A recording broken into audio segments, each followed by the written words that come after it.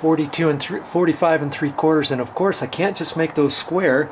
I've got to put my 2x6 up here again, and so it's going to be the tip from the long side, because that's the high side, to the top of it here is the short side. So from long to short, it's going to be 45 3/4. Okay, and I'm going to use my little helper square right here, like I showed you before. Last but not least, before I cut that, I'm cutting it out of my long boards, my 2x6s, 10 foot long, and I'm going to crown it and figure out what size to crown, and then I'll make sure even there I have the crown facing up, and it's not going to be very much. It might even be pretty straight, but I'm still going to check that too. So always check that, and what I do is I lift the board up like this, and then I look down it. I'm trying to do this with one hand. I look right down it like that, and see, that's probably the wrong side. So I'll flip it over, and let's see if we can't look at that. It's kind of hard to see on the camera. I'm gonna have to look at that, but you eyeball that straight down, and most boards will have a very slight crown one way or another, and if it's pretty straight, and some boards can be really straight too, but you look at that and then you'll see it, and on some boards they're worse than others. And at the lumber yard, lots of time you'll see people lifting them up and looking down them. That's what they're doing. You don't want something that has a big crown, or you don't want something that has a big big bow in it or anything. And so that's what I'll do before I actually make the cut. Okay, class is now over. Another day, another video for you. It's time for me to get back down in the pit. How many more times do I have to go up and down this ladder? Not too many, I don't know, maybe 25 more times or so. I'm not quite sure, but we're getting pretty close. I've got the ledgers on, the ledger board here. Here's one here. I've got this one right here on. I've got the one at the stairs on, and now it's about time to put the other pieces up and start running the floor joists. And I'm going to have to, I still have to nail that off, and I had to go down to the store and get some more screws. Yeah, I got some more screws. I did actually find some 3-inch screws. You know, those 10-year warranty against rust and corrosion ones. Those are 3-inch, and you know, they even had 3.5-inch screws like this and 4-inch. And I bought some more 2.5s, and I've got some sinkers too, some 16 sinkers, which are nails.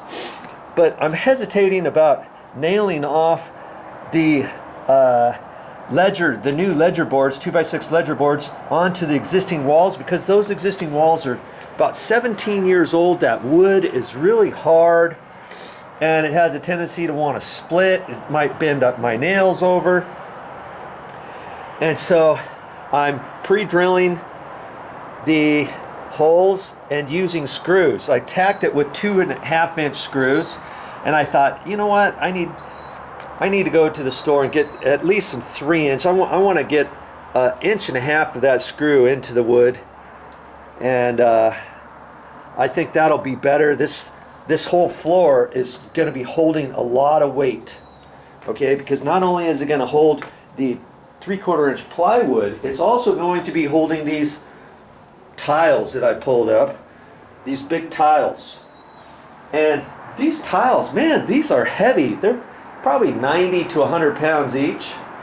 So if you can imagine all that weight on here, that ledger board is going to be holding up half of this floor that direction, and half of it from the center is going to be held on this one. So I wanted to use screws, and on this attachment here, this piece here is not even regular Douglas fir wood like the studs over there and the wall plate and all that.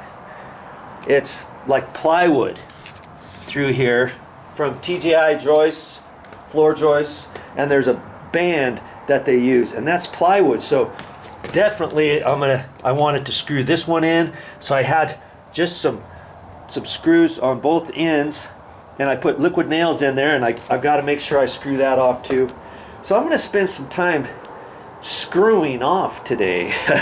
And I can say that because that's what I'm actually going to be doing, and cutting the rest of my 2x6 floor joists in there and all that, and lining it up. And you know what, after I get the joists in, I don't know if this line, this is where the plywood's going to go, but I don't know if that wall is perfectly square with this. How can I figure that out? Well, I've got a way to do that too. See, I can't, whether or not I start my floor from this end this way, because it's about 8.5 feet, or from this end this way. I've got to figure that out too. And when I put the plywood in, wherever the floor joist ends, I want to make sure it lines up in case one side is not square. And I think I'm going to go off of this end, because if I come from here, I've got another floor joist that I have to put in between this over here, and it's going to be kind of small over there, and then I'll have a joint over there, and I'm thinking maybe I should have the 8-foot joint over here, because more times than not I'm not going to be walking over here as much as going in and out to downstairs right through here. Okay, and I want to make that really super sturdy. So I've got to figure that out too. So, you know, there's lots of things I've got to do today. Lots of things maybe I can teach you today. I've got to put up these floor joists, and I'm going to show you how to get those up nice and tight. And sometimes, if you've ever put floor joists up, you nail one side, it's like, how can I lift this one up and suck it up tight? Well, I'm going to show you a trick. I thought about it, and I've got a little trick I want to show you on that too, and how to keep your wood from squeaking on here, you know, in case the wood shrinks a little bit and you get a slight gap at the bottom of your floor joist. So I'll show you that too. I've got some joist hangers in there, two different kinds of joist hangers, nails, and we're going to have a test on that to see if both of them are about the same, or which one I like more than the other. So lots of things to do today to get ready to install this floor. If that's the type of stuff you want to see on this video, stick around. I've got this floor joist up here. I got it wedged in tight. I don't have it nailed or anything, so I can kind of tap it one way or another. And there's a reason why I haven't done the band pieces yet, and I'll explain that in a minute. I want to make sure that this board right here is going square with this line.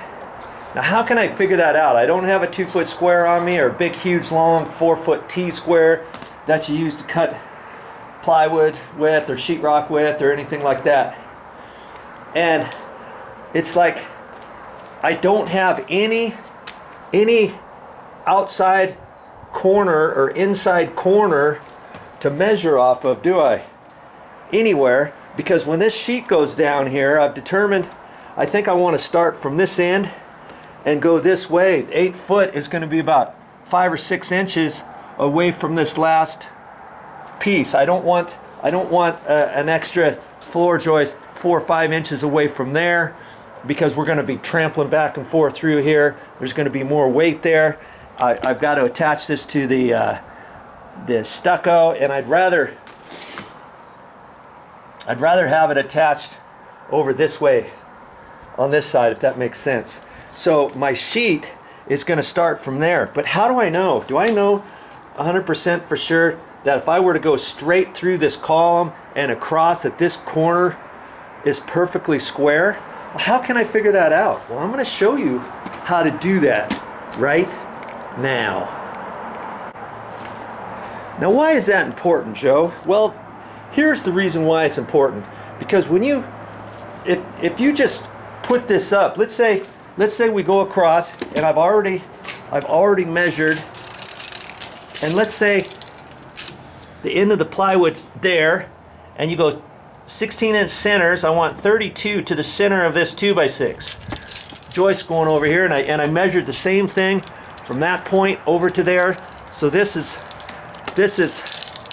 exactly right, assuming that that is square with this, because the long piece of plywood is going to go against this edge right here, and I want to make sure that it stays tight to that. And if that's not, and if I measure from there and I put all my joists in, I'll just put the joists in, Joe. Just measure off of there. Boom, boom, boom, boom, boom, boom, boom. And then it's like when I get to this last piece and I cut this 4x8 sheet, what if the end might fit right there, but what if it goes way over the board or way under the board? If it goes under the board, meaning if it's not flush with the outside edge, I may think, oh man, I have to cut this notch further. I have to move it over 3/4 of an inch. Then I have to measure from there to nothing, cut that off, and now all of a sudden, my joist that I've already nailed in with joist hanger nails and stuff, I've got to move that over because it's not hitting now, or I have to put a scab on the side of it or trim it off if it's going over or whatever. So that's the reason why we need to figure this out, okay? And here's my trick to figure this out, that I can measure this and know that it's square with just my tape measure.